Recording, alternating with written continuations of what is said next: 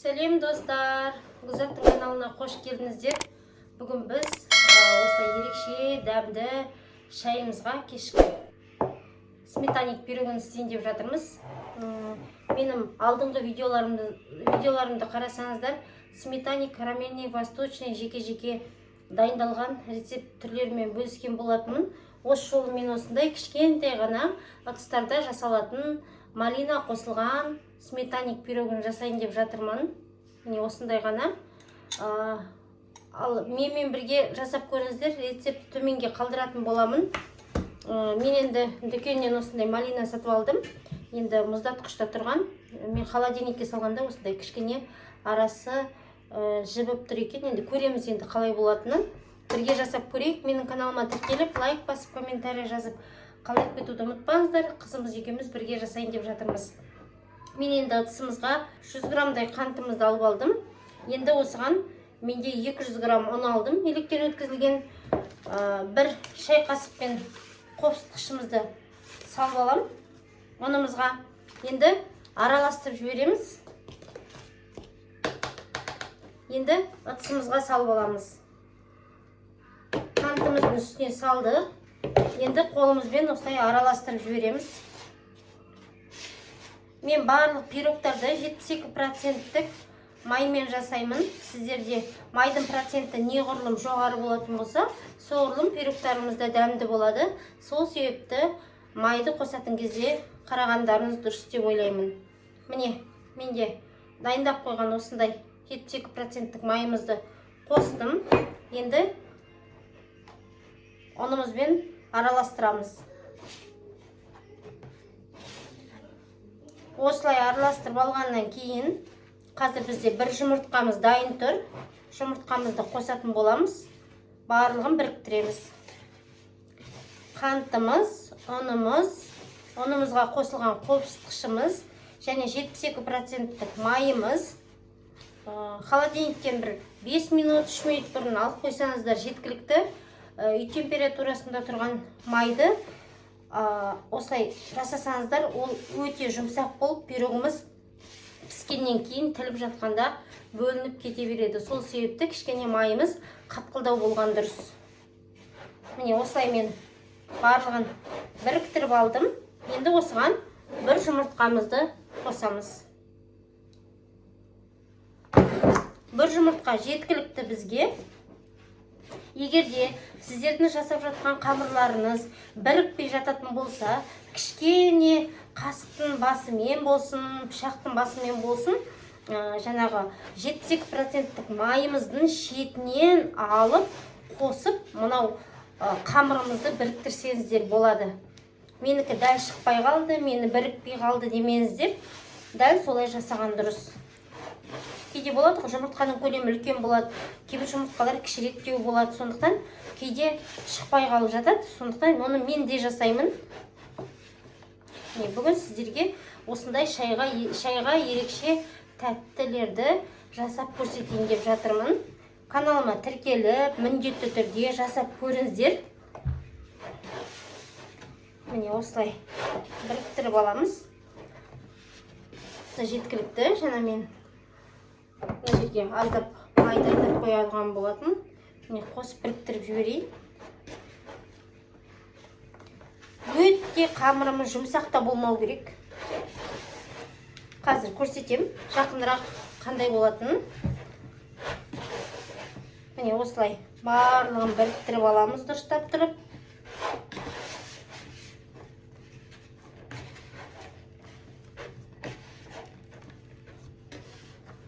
Асылы мен де көмектесейінші, мама деп менің қасыма отыра қалды. Ал қызымыз екеуміз жасаған пирогқа қандай баға береді екен, көрермендеріміз көретін боламыз, иә Асылы?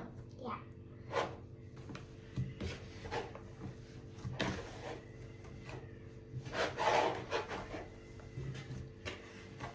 Осы кішкентай қамырымыздан қанша бізде осындай ыдыста пирог шығатынын қазір видеоның соңына дейін көретін боласыздар. Сондықтан видеоның басынан аяғына дейін көріңіздер. Қалай шығатынын көресіздер. Менің жасап жүрген пирогтарымның барлығы формасы 28 болатын. Мына менде өте кішкентай. Қоюға өте әдемі көрінеді. Сондықтан осындай формадан да алып қойсаңыздар болады. Егерде дәл менде бұндай форма жоқ дейтін болсаңыздар, үйлеріңізде пирог пісіретін қандай форма болса да, дәл осы рецептпен, дәл осы менің бір қамырымды салу арқылы немізге, ыдысымызға жасап көрсеңіздер болады. Міне, қамырымыз бізде осындай болды. Міне, жақынырақ көрсетейін. Мен барлық пирогты осы рецептпен жасаймын. Алдыңғы видеоларымды қарап кетсеңіздер, песочный печенье жасағалы болатынмын. Тез әрі жылдам 20 минутта дайын болатын. Соның рецебін дәл осы қамырмен жасаймын. Дәл осылай жасаймын.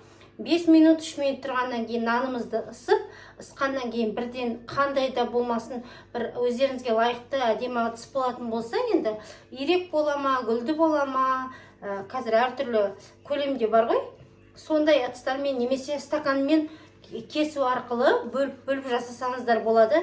Енді менде міне осындай қамырым дайын болды. Дәл осы қамырмен сметаник, карамельный, восточный, песочный печенье және міне бүгін біз малинамен пирог жасайын деп жатырмыз. Сондықтан бір рецепт бірнеше пирогқа келеді. Сондықтан ұмытпай дәл осы рецептпен жасап көріңіздер. Каналға тіркелуді ұмытпаңыздар. Менің каналымда бір емес бірнеше тез әдемі дайындалатын тағамдар көп. Сондықтан бірге жасап көріп, комментарий бөлімінде жазып кетіңіздер. Міне, бізде қамырымыз дайын болды. Енді қамырымызды сұйықтығын дайындағанша біз сала тұрамыз. 4-5 минутқа. Ешқандай мұздатқышқа, холодильникке салудың қажеті жоқ. Міне осылай салып қойдық болды. Енді ыдысымызды қоя тұрамыз. Міне достар, біз келесі ыдысымызға 100 грамм қантымызды салып алдық. Енді осыған менде 20% қаймақ, сметаник пирогтардың барлығына мен 20% қаймақ қосам. Өйткені проценті жоғары болғандықтан пирогымызды дәмді әдемі болу үшін енді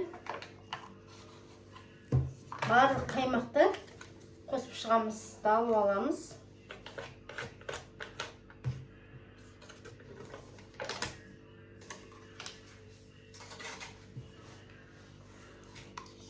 Грамм қантымызға осы қаймақтың барлығын осылай салып аламыз. Небәрі сұйықтығына 100 грамм қант, 1 қаймақ және 3 жұмыртқа ғана қажет. Сондықтан оңай тез жасалатын пирогтарды үйлеріңізге келетін қонақ болсын, отбасы мүшелеріне болса да жасап көріңіздер. Менің қыздарым басында карамельный пирогын жақсы көретін. Мама жасап беш деп. Заказдың сыртында арнайы оларға да жасап берем. Және қазір енді карамельныйді қойып сметаник пирогына көшіпті. Мама сметаник жаса деп. Міне достар, бізде 100 грамм қантымыз және 20% қаймағымыздың барлығын қостым. Және бізде осындай 3 жұмыртқа. Міне 3 жұмыртқамызды қосып алдық. Енді құр араластырамыз.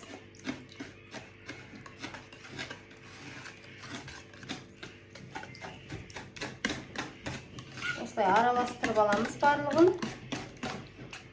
Қамырына көрдіңіздер өздеріңіз, 1 жұмыртқа ғана кетті.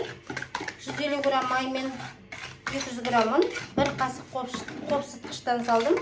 Енді міне 3 жұмыртқа, 100 грамм қант және 1 қаймақ. Қонақ келетін кезде дәл осы рецепттер бойынша жасап көрсеңіздер болады. Міне осындай болып тұр. Сұйықтау.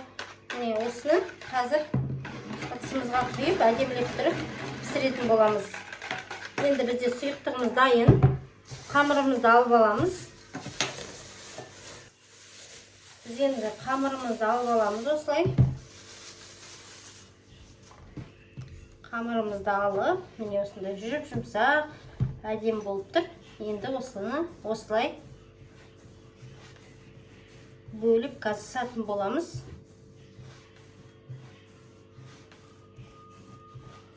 Алсақ өзге ісініп әдем болады. Міне қамырымыз бізде осындай болып тұр. Жақынырақ көрсетейін. Енді біз осылай ысып алдық.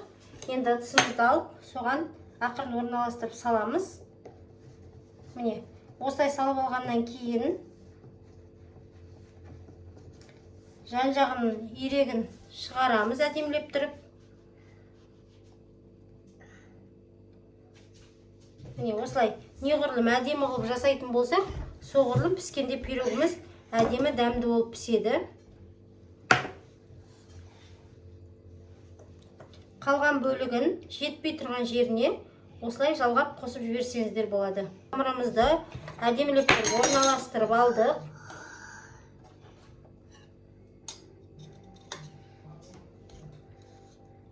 Міне осылай салып алдық. Енді қалған ыдыстарымызға да осылай салып аламыз.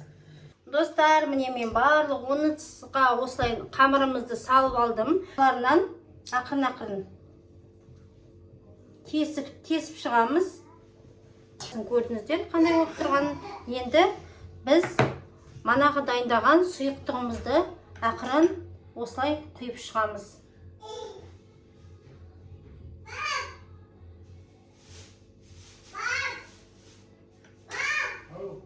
Ортадан кішкене ғана асырамыз.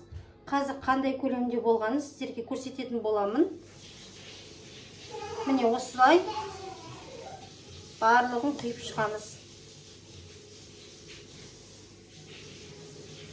Осының бетіне қазір біз малинаны салатын боламыз. Енді ерекше болсын деп, мен 5-еуіне осылай құйып, міне өздеріңіз көріп тұрғандай, мен 5-еуіне де сұйықтықтың барлығын құйып шықтым. 5-еуіне. Енді мынау қалған 5-еуіне мен малинаны салып шығам. Міне осылай. Орталарына да қалай болар екен көрейік. Көбінесе осындай дәл менің алдыңғы видеоларымда карамельный пирогтарын немесе дәл осы рецептпен жасалған сметаникті жасап, орталарына осылай малинадан болсын, клубника болсын, әртүрлі дүкендерде сатылады, өздеріңіз білесіздер, қосып әдемі қылып жасасаңыздар болады. Микс қылып, бұны да ортасынан тем бөліп, сметаник пен басқа түрін қойсаңыздар болады. Столдың сәнін әдемі болып келтіреді. Міне, осылай салып алдық. Енді қазір біз қалғанын бетіне салатын боламыз. Міне, тілгенде қалай болып тұрар екен деп, мен әдейі осылай қосып жатырмын. Уақытты алып, бірақ әдемі болып шығады. Құйып шығамыз. Майымыздың проценті әдем болғандықтан пирогымыз өте дәмді, керемет болып тұрады. Өйткені менен алған адамдардың барлығы пирогыңыз әдем екен деп айтып жатады. Пирогтың дәмділігі сол алатын заттарымыздың әдемілігіне байланысты. Дәмді әдем болып шығады. Міне, осылай біз құйып шықтық. Міне, енді беттеріне де қоятын боламыз. Салғанын көріңіздер. Ал. Үлкен де қолды басай, Алсипан. Осылай ал. Бетіне осылай салып жемесін.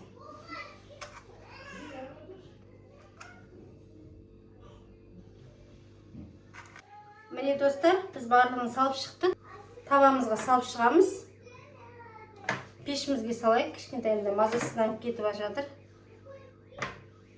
Міне, осылай барлығын салып шықты. Енді пирогымыздың піскенін күтеміз. Пешімізге салайық. Дайындаған біздің осындай пирогымыз дайын болды. Енді қазір суығаннан кейін ортасын тіліп көрсетеміз. Каналыма тіркеліп, осы рецепт бойынша жасап көруді ұмытпаңыз. Міне достар, бүгінгі біздің әдемі, дәмді шайымызға дайындаған пирогымыз дайын болды. Сметаник пен малинаны қосып жасадым. Енді қазір барлығын салып алдым. Енді біреуін алып көрсетейін. Ең оңай, тез, жылдам алынады. Астындағы жеке алынады. Енді осылай салып аламыз. Енді біреуін көрсетейін сіздерге ортасының қандай болғанын.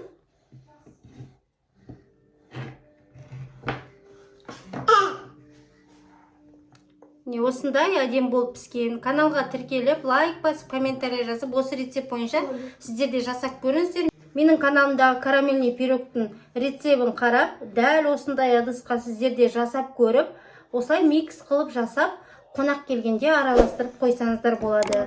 Восточный болсын, сметанник болсын, карамельный болсын, кез келгенін істеп, осылай әдем қылып дастарханға сән беретіндей қылып жасауға кеңес беремін. Ал менде Асикон көрсін дәмін. Асыл екеуміз бірге жасаған болатынбыз. Қалай өтті қызым? Күшті болған ба? Sizin kanalıma tıklayıp geçiniz. Сау болыңыздар.